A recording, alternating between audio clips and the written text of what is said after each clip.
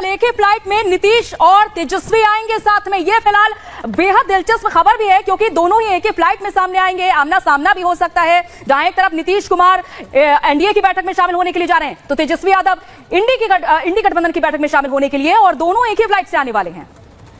अनामिका हमारे साथ जुड़ी हुई है। अनामिका, एक ही फ्लाइट में आएंगे नीतीश और जैसा अंजलि बता रही है तेजस्वी एक ही फ्लाइट में आएंगे, ऐसे में क्या खबर मिल रही है इसको लेकर?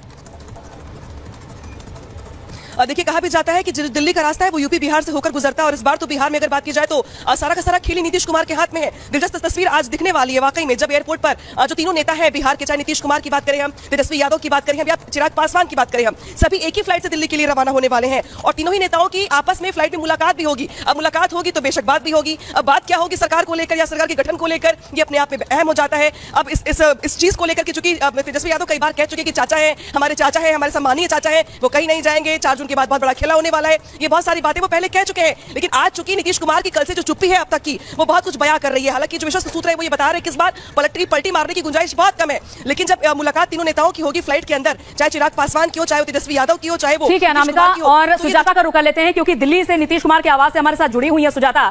बिहार की राजनीति तो बेहद दिलचस्प रही है, लेकिन अब यहां जब खास मौके पर जब नीतीश कुमार की जरूरत दोनों ही दलों को लग रही है, दोनों ही पार्टियों को लग रही है, तो क्या देखा जा रहा है आखिर, क्योंकि दोनों यानी कि नीतीश और तेजस्वी एक साथ एक ही फ्लाइट में आने वाले हैं?